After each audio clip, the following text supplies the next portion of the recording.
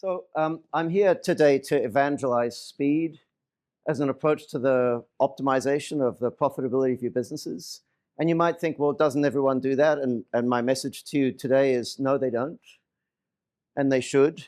And today is about why you should and why you aren't currently, and how to make the transition from not optimizing for speed to optimizing for speed.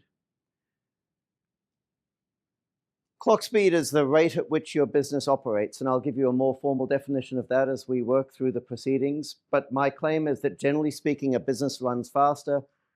A business that runs faster is a more profitable business. In other words, I'm arguing that clock speed is the primary driver of profitability. Because it's a driver, clock speed is a leading indicator. I would say that if the rest of your business has good fundamentals, you should be focusing primarily on the clock speed of your organization. And one of the great things about clock speed is it's easy to focus on, because if your business is non-chaotic, and it should be for fairly obvious reasons, if your business is non-chaotic, the clock speed of your business is the rate at which one particular resource within your organization completes work. So that means that identifying and measuring and working to maximize the clock speed of your organization, if your organization has good fundamentals and is well managed, is remarkably easy to do. And it's a much more rewarding and productive approach to management than the alternative. So it turns out that a business is a complex system, technically and practically, and for those of you who are operators, that's something that's probably an unavoidable conclusion. But the thing about complex systems is you can only maximize a single parameter. You can optimize for a whole bunch of things, but the nature of a complex system is you can only maximize one parameter or minimize one parameter. Optimize many, but only maximize or minimize one. And practically speaking, there's only two parameters that you can act to maximize or minimize. One is cost, the other is speed. So you have a choice. You can either minimize cost in an attempt to improve the profitability of your business. You can either minimize costs while maintaining speed within range. So for example, you can minimize costs throughout your business while ensuring that your business maintains reasonable on-time delivery performance.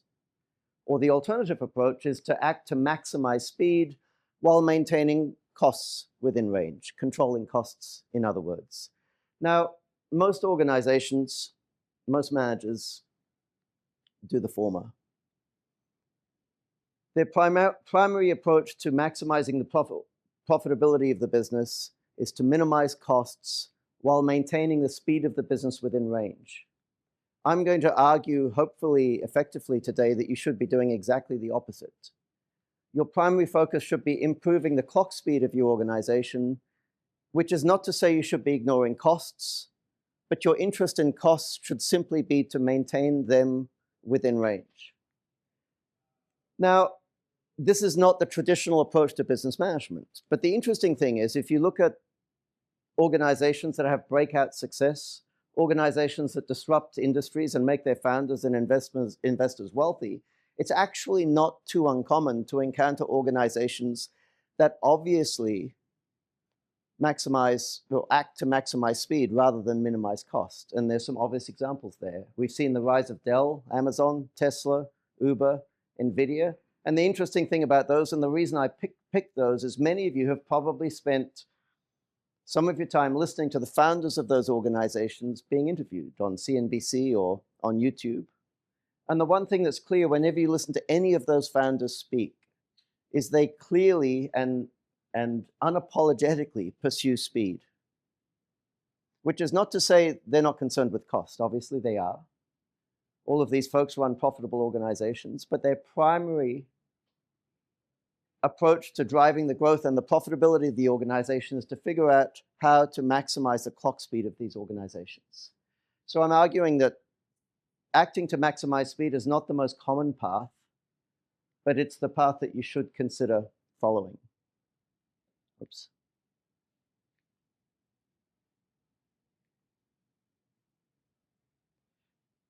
Now, you might argue, why can't I do both at the same time? And I've given you the academic answer already. I've told you that in a complex system, you can only maximize or minimize one parameter. You can optimize multiple, but only maximize or minimize one. But here's a more practical answer. It turns out that the dynamics of a modern business mean that if your approach to profit improvement is reducing costs, your initial cost reduction initiatives are likely to result in a commensurate increase in profitability, which probably furnishes you with some confidence. But it turns out that if you keep reducing costs, all of a sudden you pass an inflection point beyond which you see a sudden decrease in the clock speed of the organization and a corresponding decrease in the profitability of the organization. So what I want to talk to you about today is, why does that inflection point exist? Where is it exactly, and how do you avoid existing on the right-hand side of that inflection point? And to understand the reason for that inflection point, we're going to stop for a moment or two and talk about Formula One. I wasn't excited about Formula One until, like many of you, I suspect, I watched the Netflix special on Formula One. And one of the things I think we all learned when we started watching the Netflix Formula One documentary is how fascinating the pit stop is. So here's a few factoids about pit stops. A typical pit crew in a Formula One team consists of 22 people. A typical pit stop is done within about 2 seconds. They aim for less, so the best teams are doing pit stops in 1.7, 1.8, 1.9 seconds. In a 90-minute race with 2 cars, there are as few as 2 pit stops over the course of the race. So consider the pit stop from a workplace productivity perspective. Now, a pit stop, it's not fair to say, well, a pit stop is 2 seconds. There's 2 seconds of work, but there's preparatory work prior to the stop, and there's cleanup work after the stop. And it turns out that the beginning to end lead time of a pit stop is about a minute. So a pit crew does as few as 2 minutes work over the course of a 90-minute race with 22 team members. We can apply a traditional workplace productivity calculation to arrive at the conclusion that the pit crew is operating at 2.2% efficiency. You can see where I'm going here, right? So imagine that a team was less profitable than its owner wished, and it employed a young MBA to come and do a study on how to improve the profitability of the team. And let's assume, for the purpose of this thought experiment, that the pit crew members were hourly labor. They're actually not. They're mechanics. But let's assume that the pit crew were dedicated workers, pit crew workers. Okay? It's easy to imagine that an enthusiastic MBA, after doing a cursory analysis department by department within the MBA team, would focus within the Formula One team, would come to focus their attention on the pit crew. It's rare in a modern organization to find this level of inefficiency, right? 2.2% efficiency. But I think it's reasonable to say that even an MBA would resist the temptation to downsize the pit crew. Is that fair? Even an MBA is going to recognize that a reduction in force in the pit crew is going to result in a material increase in the duration of pit stops. And a material increase in the duration of pit stops is going to have a profound negative impact on the team's ability to accrue points, and therefore a disastrous impact on the profitability of the team.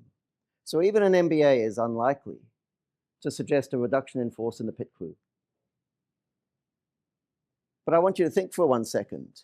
If this wasn't a Formula One team, if it was a typical organization, and an MBA, or even someone who wasn't an MBA, but who had done some reading on business management practices, were to come and take a look at a part of the organization and see this kind of efficiency number, are we so sure that they wouldn't resist the temptation to order a reduction in force? So, oops, I keep going backwards instead of forwards. The Formula One pit crew example is interesting because it gives us an insight into the nature of capacity. Oh, one final point. The reason the MBA is not going to downsize the pit crew is because it's obvious to everyone, including the MBA and all of us in the room here, that the pit crew members are adding value not just when they're changing the wheels. They're adding value when they're standing at the ready to jump to attention to change the wheels, because it's impossible to predict when exactly the cars are going to pit. So if we recognize that the pit crew members are adding value when they're changing wheels and when they're standing available ready to change wheels, then we have to recognize that the pit crew is actually operating at 100% efficiency.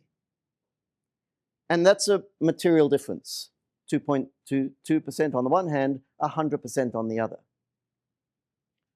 So the pit crew example gives us an interesting insight into capacity.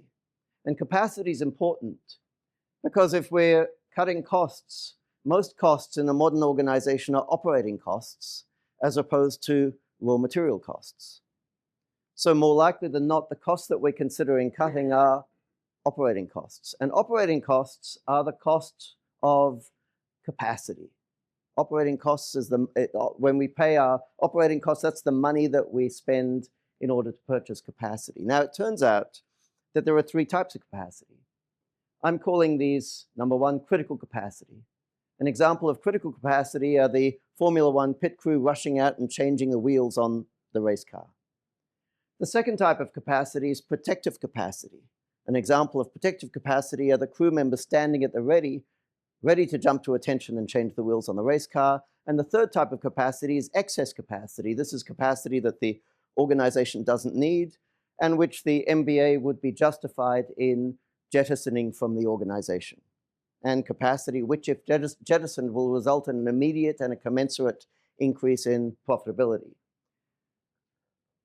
The problem with this is that we know academically, intellectually, that there's a boundary between excess capacity and protective capacity. But most of us don't know where it is. And if we consider the organization department by department, without a comprehensive understanding of the dynamics of the organization as a whole, it is impossible for us to know where the boundary between excess capacity and protective capacity is. Which means if our primary approach to improving the profitability of the organization is to cut costs,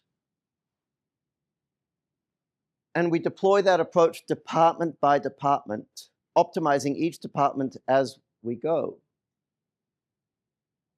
we don't know where the boundary is between excess and protective capacity, and what we're likely to do is to trim excess capacity. Now, of course, the boundary between excess and protective capacity is that inflection point on the chart that we were looking at previously.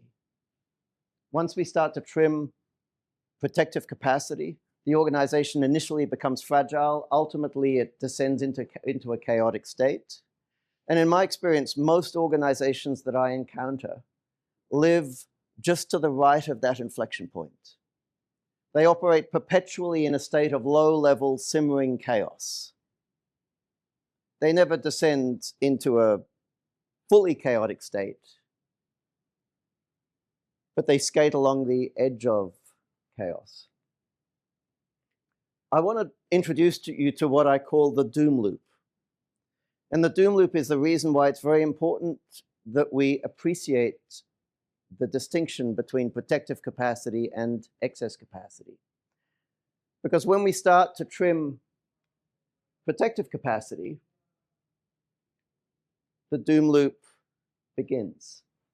As we trim protective capacity, the organization becomes fragile,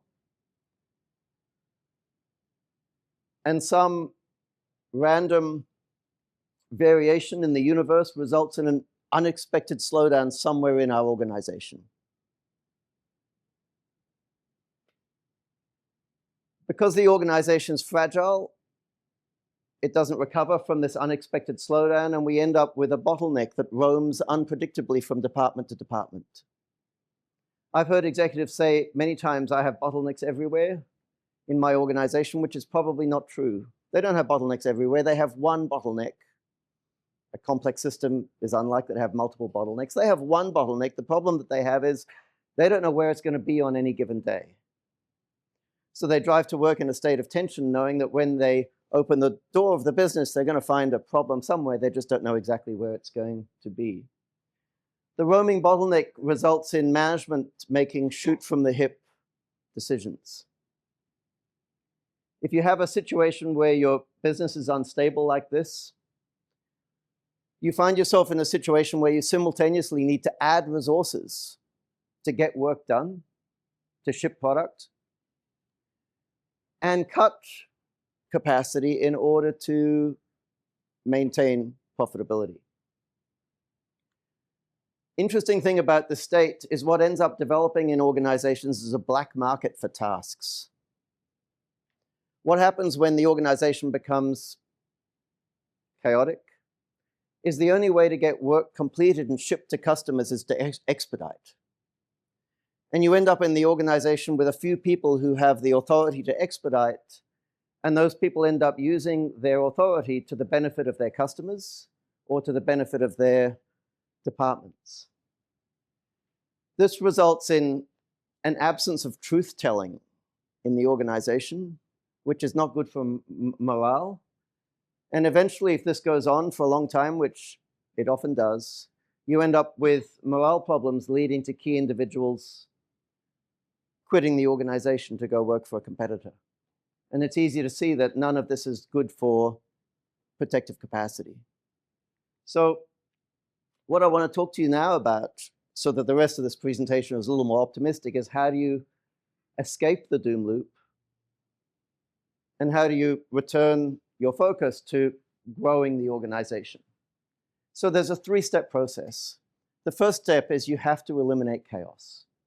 You cannot manage a business in a chaotic state. Almost by definition, you cannot manage a business. A chaotic system is a system that is unmanageable.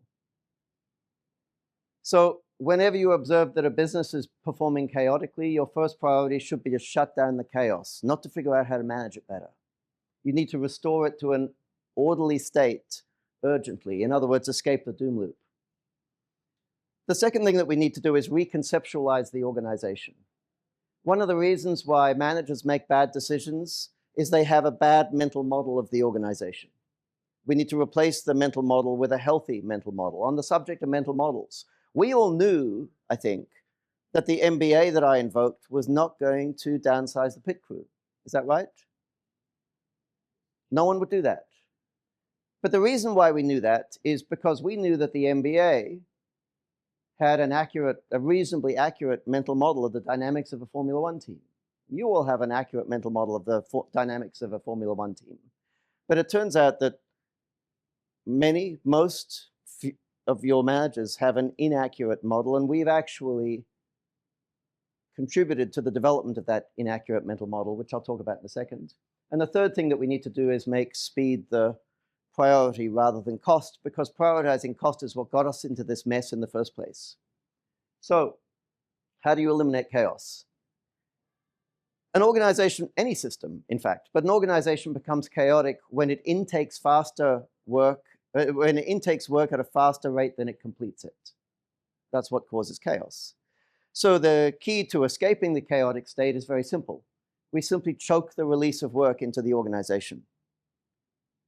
Now, if we're talking about a chaotic shop floor in a manufacturing environment or a chaotic project environment, choking the release is easy. If it's a production environment, we put a padlock on the cage where the raw materials are stored, and we choke the release of work so that nobody can start jobs. And we wait until the existing work in progress has flushed its way out of the system, and we see the rate of manufacture start to speed up again. But we're not talking about a shop floor, we're talking about the entire organization. There isn't a single choke point. We have work of all types entering the organization. We have pre-order work, sales inquiries, requests for quotes, etc. We have orders themselves, and then we have post-order, even post-delivery work. We have existing customers coming back to us with problems or questions about the orders that we delivered to them yesterday. So we have multiple streams of work entering the organization. Some of these streams we can regulate. Some of these streams, like existing customers complaining about problems, we can't down-regulate. Now, if we wanted to, even if it were possible to choke the intake of work at its source, in order to do that, we'd need to be able to calculate the capacity of the organization. But you can't calculate the capacity of your organization because it's chaotic. We also can't calculate it because different mixes of work result in different capacities, because if you think about it, all of those streams of work load the same critical resources within your organization. If you have an engineering team, you know what I'm talking about. Whether it's a sales inquiry, whether it's an order that needs to be fulfilled, or whether it's a problem that needs to be solved, in most cases, all three of those end up placing a load on your engineering team. Different mixes of work, different loads on the capacity of your organization. So how do you choke the release of work? The answer, in my experience, is a bottom-up approach. If you go into an organization that's chaotic, I guarantee what you will find is individual contributors with an unhealthily long task list. Engineers who go home with 3 or 4 weeks worth of work on their to-do list. This is not healthy. Individual contributors are most productive when they start each day with a day's worth of work, with no visibility of future work, and who get allocated a new piece of work when they complete each work packet. And that is the environment that most individual contributors, most especially knowledge workers, would prefer to operate in. Now, it turns out that if we take back from every single individual contributor in the organization their list of tasks, we can choke the release of tasks to individuals. And if we then dictate that promises can only be made inside and outside the organization based upon the available capacity of individual contributors, given that we can only allocate work to them as they complete it, rather than loading up their task lists, then we will end up naturally down-regulating the intake of work into the organization. But doing this requires that you remedy a problem that many of you don't know that you have, and you're about to know because I'm going to tell you. And that's that you have in your organization individual contributors who are not nested underneath line managers. Now, if you have a production environment, it's very unlikely that you have individual contributors who are unsupervised in a production environment, because that would be idiotic. But when we go into knowledge work environments, we find that it's more common than not that knowledge workers are unsupervised. Now, if you say to an executive, why do you have unsupervised knowledge workers? They have a tendency to express their complete absence of understanding of why line management exists. They'll tell you, well, they're knowledge workers, they're intelligent, they don't need to operate in a command and control environment. This is not why we have line managers. The reason we have line managers in organizations is that line managers enable individual contributors to focus on their work. If you take away line management, what you end up with is a bunch of individual contributors who are distracted with all of the interstitial work, the work that stops them doing actual work. So every individual contributor in your organization should already be nested under a supervisor, but they're probably not. So the first thing that you're going to have to do is make sure that every single individual contributor answers to a supervisor, even if that means aggregating teams. What you want to do is identify teams that have similar modus operandi. We will often co-locate, for example, customer service people with procurement people, so that we can give line managers bigger teams to supervise. Once every individual contributor is nested under a line manager, we then issue an instruction to the line managers. The line managers need to take back every task from every single individual contributor, document those tasks, and then start allocating work to individual contributors one task at a time, ensuring that there is never a case where an individual contributor has been given any more than 3 tasks. And once individual contributors have 3 tasks, and it's only 3 because you have to allow for some external blockages that prevent individual contributors from completing work, we're going to adopt what's called a focus and finish approach to work. We want line managers to insist that individual contributors focus on each task until it's complete. If there's an externality that prevents them from continuing work, they can task switch, but we're going to ban line managers from encouraging individual contributors to task switch. Okay? So once we've rate limited the work to every single individual contributor, the next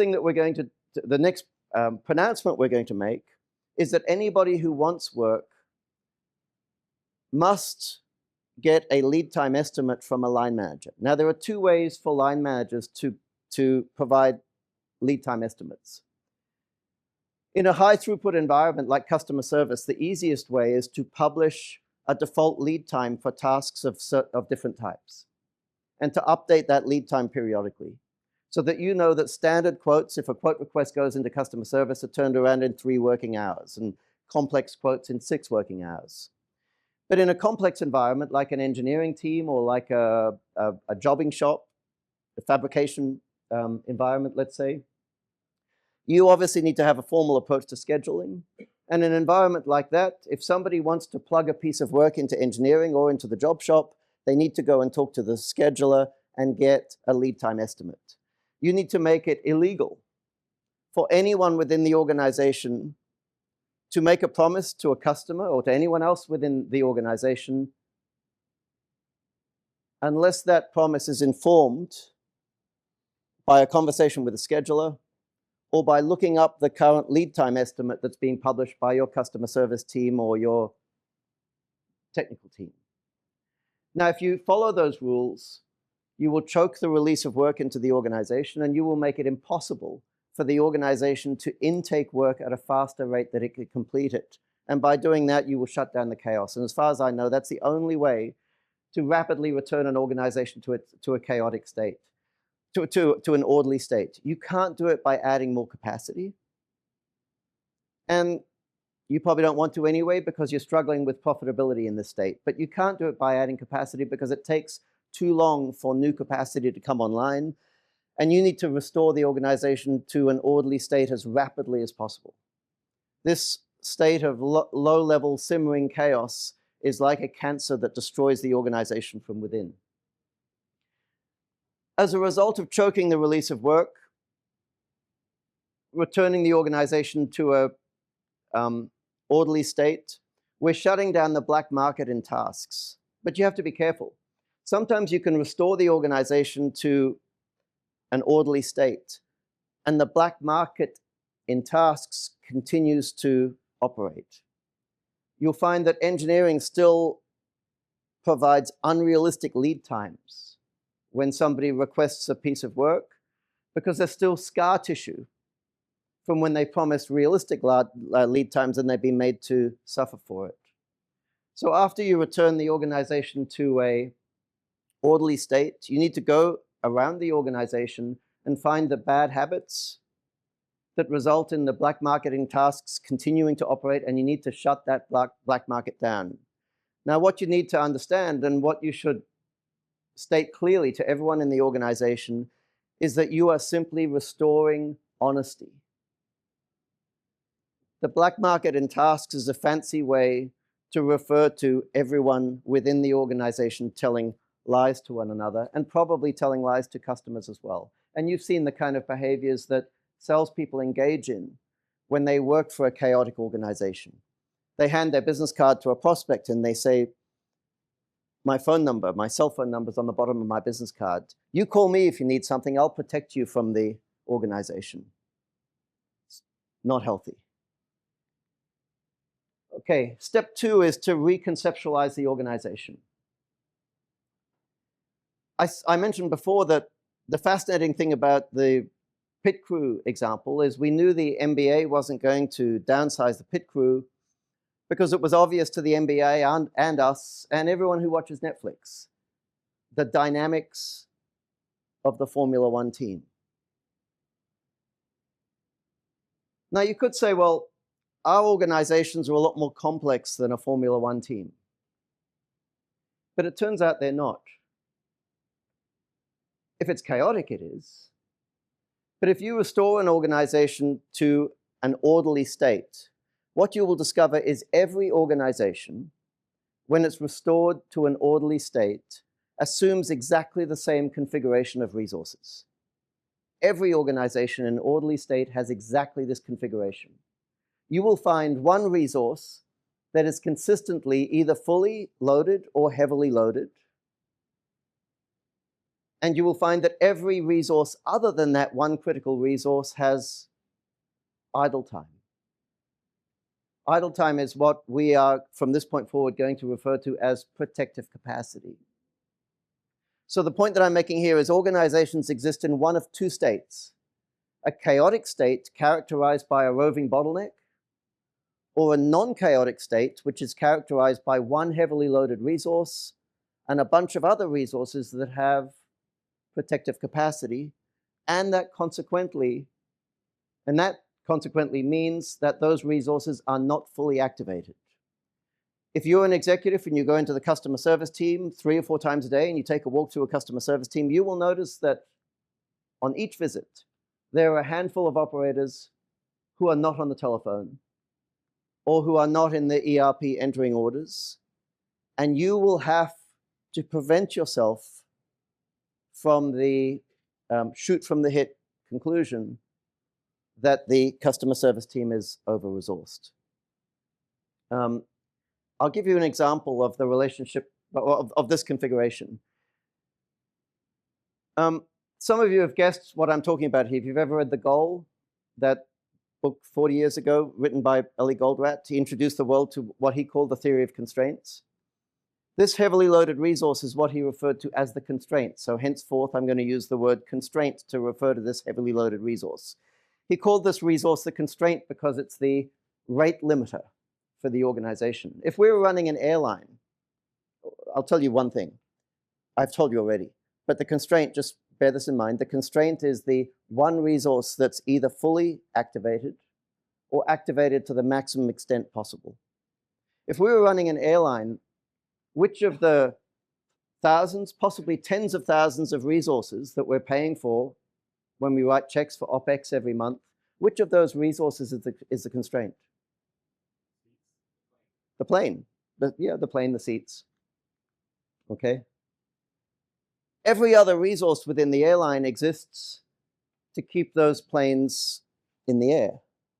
Now, Southwest gave us a graphic example a year or two ago of what happens when the constraint shifts from the fleet of aircraft to, in the case of Southwest, it was the crew scheduling software. They had an outage in their crew scheduling software. It took them a couple of days, I think, to bring it back online. It caused chaos all throughout the US, and it cost Southwest Airlines somewhere between $800 and $900 million.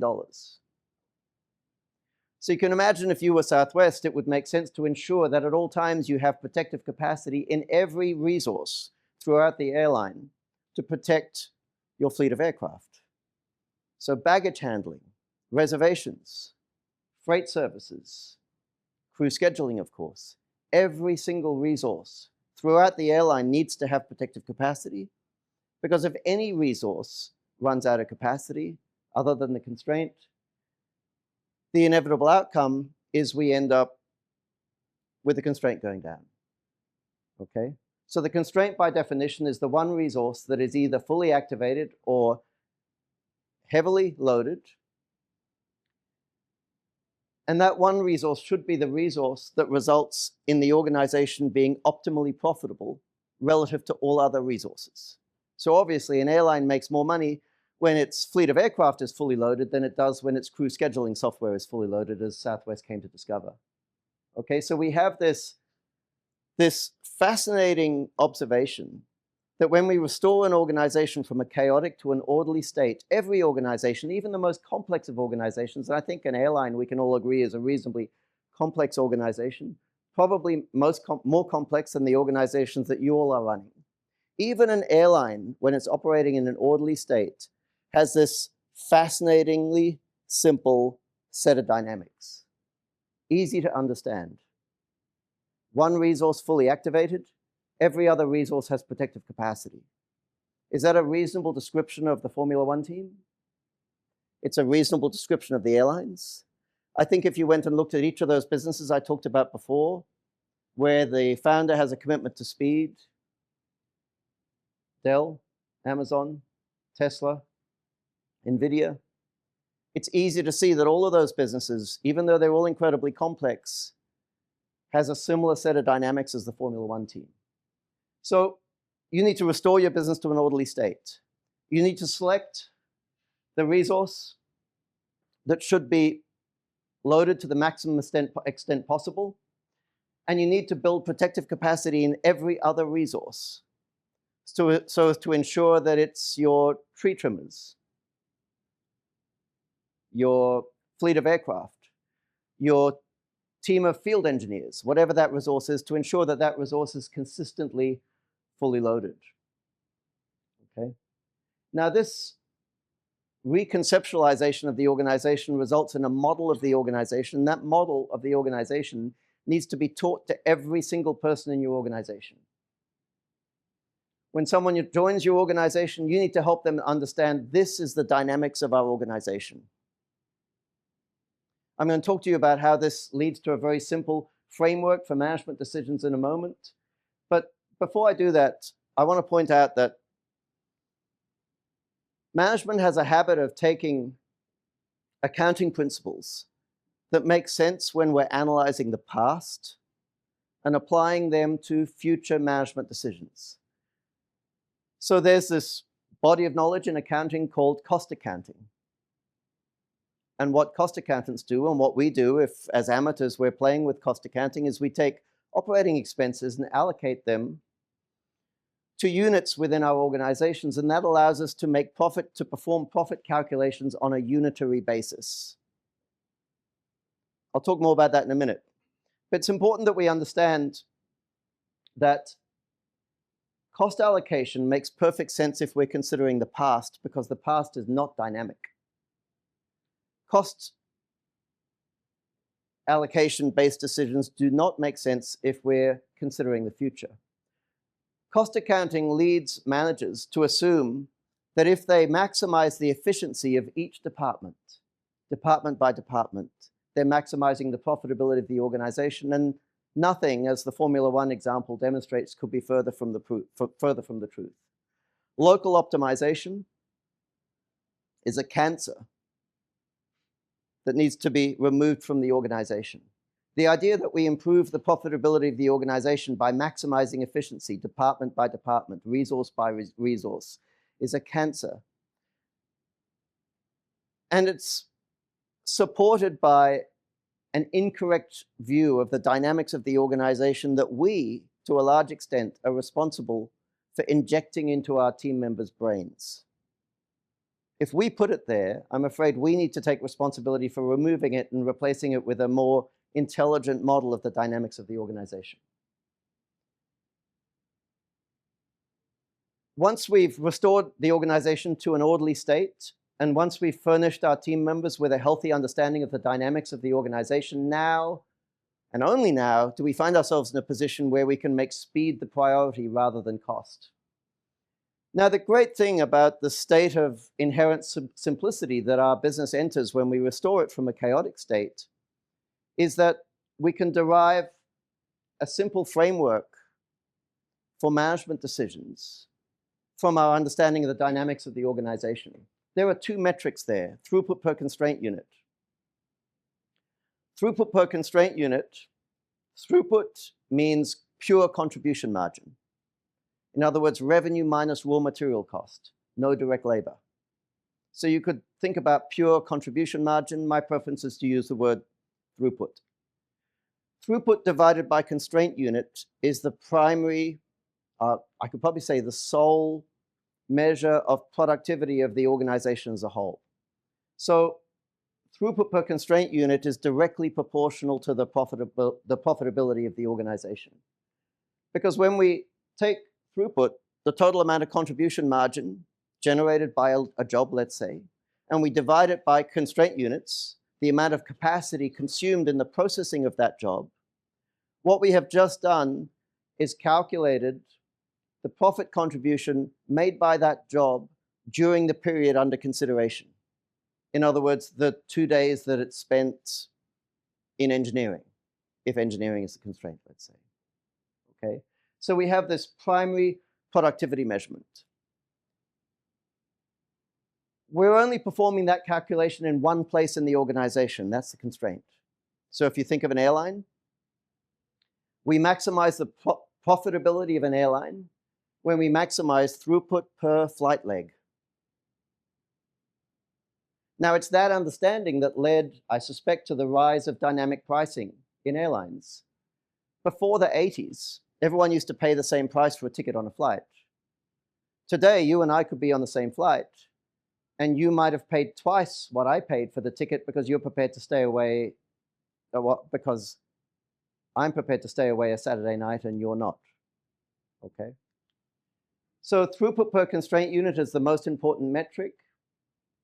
We need to teach everyone in the organization to make decisions based upon this calculus. Now, if someone in the organization is not directly impacting the constraint, their jobs becomes much easier. Their instruction is to process their work packets as rapidly as possible. So this understanding of simplified organization dynamics furnishes us with two metrics. And we can use these two metrics to measure the performance of every department within the organization. Here's the framework. If you are capable of positively influencing throughput per constraint unit, in other words, the productivity of the constraint, you should do so. If not, your metric is on-time task completion. On-time task completion is an analog for on-time delivery performance in a production environment. We can't measure velocity in an absolute sense because of the fact that in most environments we're working on a mix of tasks. So we can't measure a task that should take 10 minutes at the same time, and we can't sum the duration of a task that should take 10 minutes and the duration of a task that should take 20 minutes. So what we do is we come up with a default lead time for tasks of different types. We measure the actual completion time for every task, and we calculate the percentage of tasks that are completed on or before schedule. So two metrics that you can use to manage the entire organization. Throughput per constraint unit, for anything that directly impacts the constraint, and for any resource that doesn't, like your customer service team, for example, their metric is on-time case completion. This leads to an incredibly simple system of measurements throughout the organization. If you have dashboards in every room, which you certainly should, those dashboards should either display throughput per constraint unit, or it should display on-time task completion. Manager's job just got easier. I want to finish today by talking to you about profit. I think most of you have an intuitive understanding of what profit is, but if I asked you to define it, I'm concerned I might hear all sorts of, I was going to say nonsense, but that's insulting,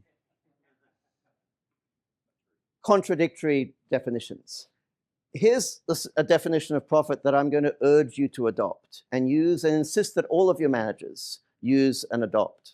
By insist that they adopt, I mean ban them from using any other definition.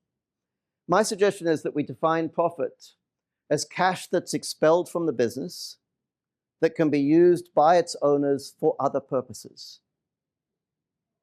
It's cash, and it's been expelled from the business. It's not still captured within the business. Now, this definition, if you choose to adopt it, is important for a couple of reasons. One of those is it prevents you from using terms like gross profit. Gross profit is not profit, because it hasn't been expelled from the business and isn't available to the owners to invest in boats or fast cars. Therefore, it is not profit.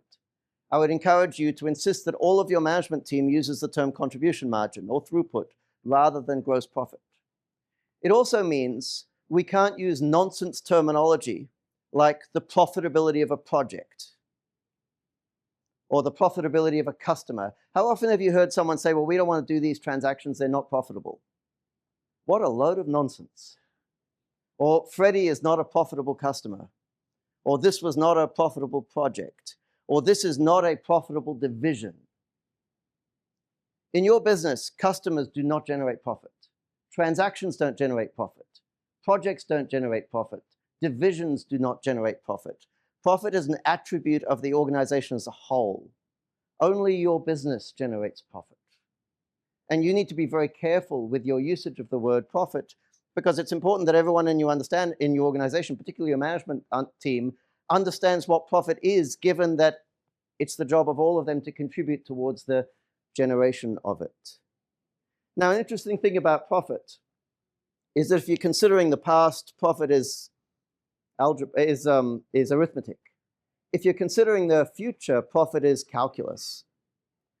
So if you're looking at last year's books, profit is revenue minus costs, right?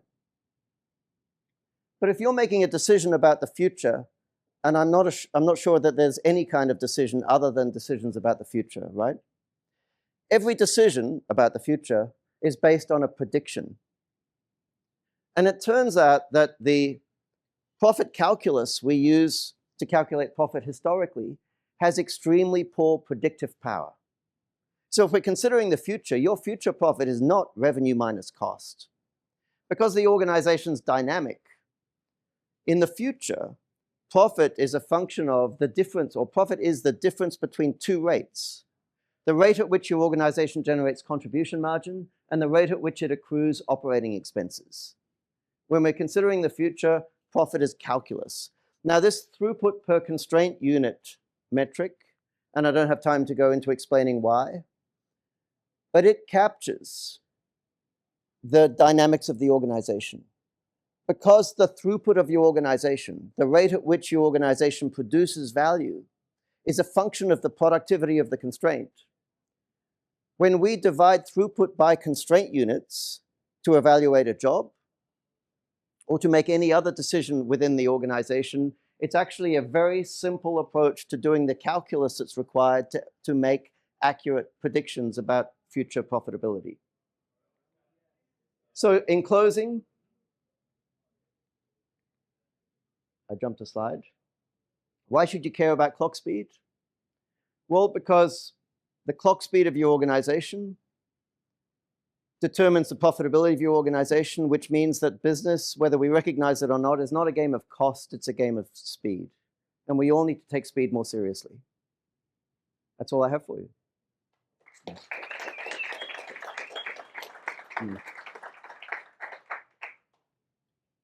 you, Justin. Appreciate that. Do we have time for questions? Yeah, we could do a couple of quick questions, and then otherwise, after the next session's lunch, I don't know if you're I finished early. still here. Yeah. Still here through lunch. Yeah, I'm here. I'm here. Okay. Yeah, that's really helpful, and I would agree that, especially just looking at gross profit or even dollars is not the answer. I'm curious to know if an easy proxy, not the end all, but in assessing deals, if like an operating margin percentage, looking at something bigger than EBITDA, such as operating profit from cash flow, or from operating profit from operations. Perhaps EBITDA less capex.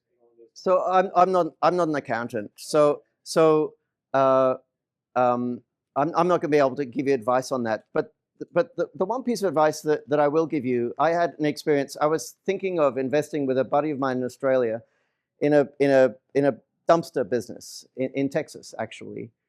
And it's amazing how complex a simple business like a dumpster rental business is.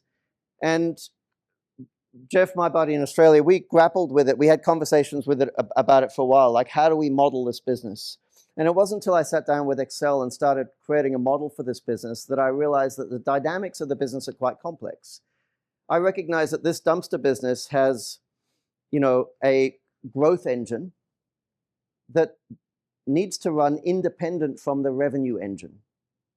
Okay. Now, the interesting thing is the growth engine runs at a loss, which is not uncommon in subscription type businesses. Like I'm a direct marketer from way back.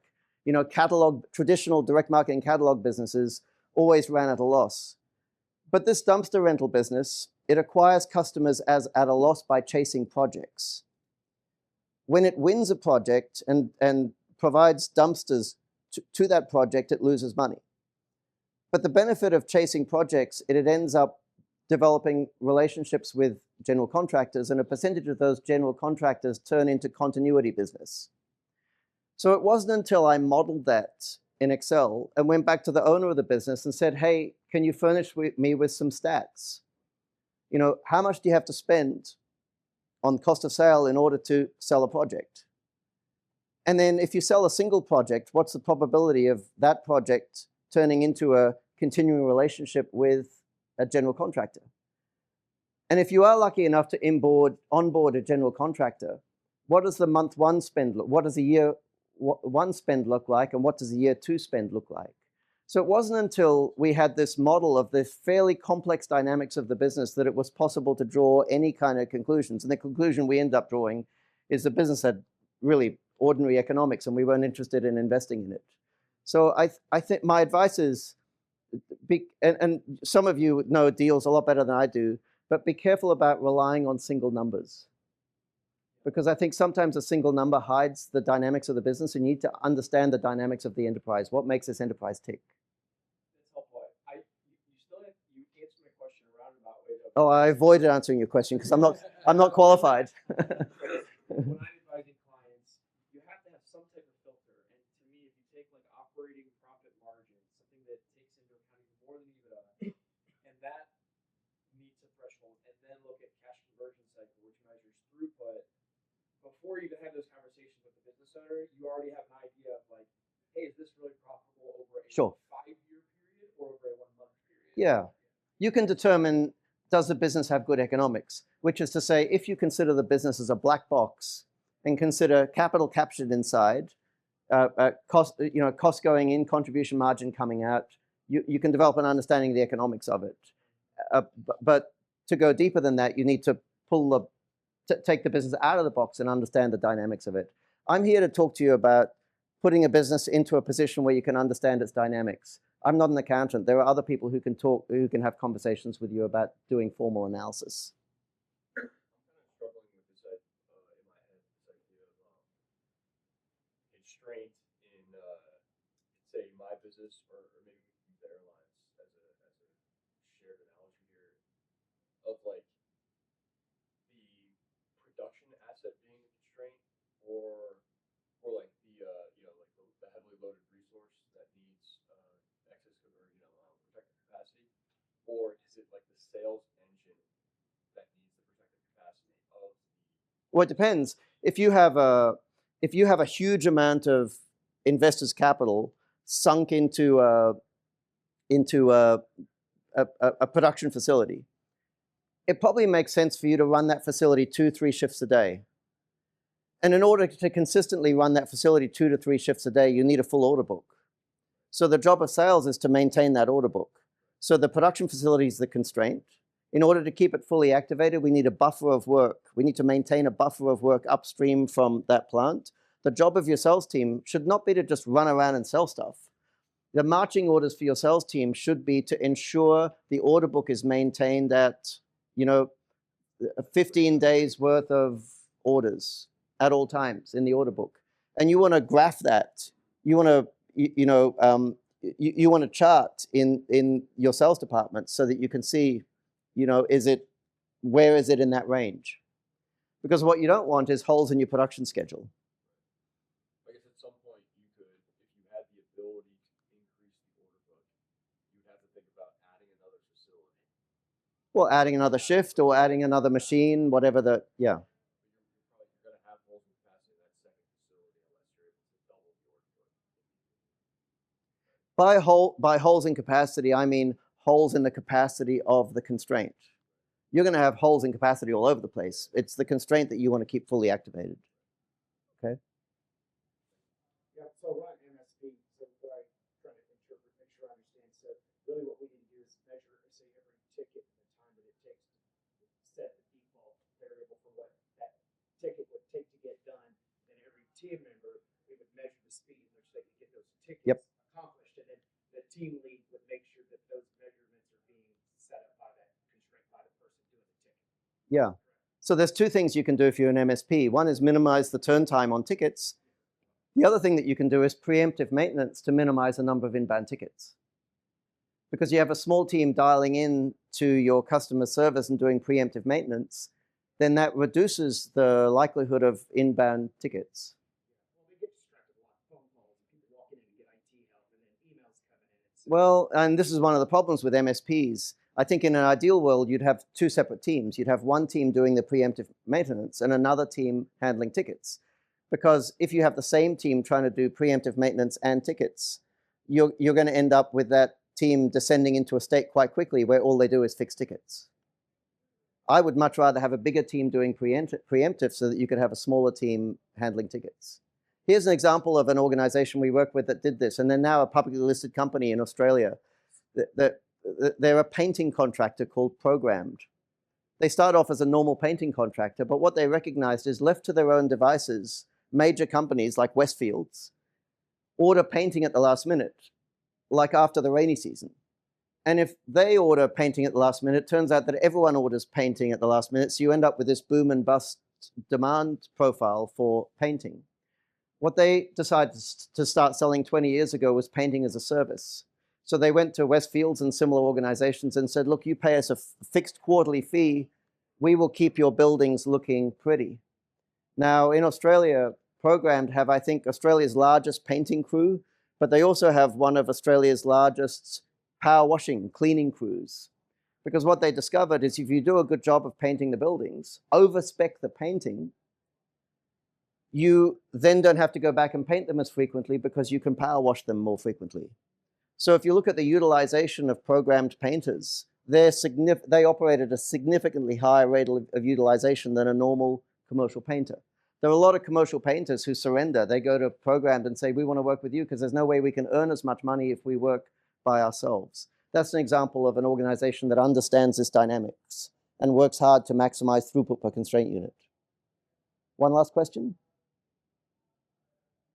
Well, I'll just add, so Yeah. Protecting the time because we're trying to make them do everything. So you're saying, because we look at efficiency and everything we do, right? We don't need as many people because they're not closing tickets. So you would pay to have another person or two to create the protective time for the guys that are to separate the teams, right? From what you said earlier, to have two teams that's working on tickets and then the ones that are working on, maintenance.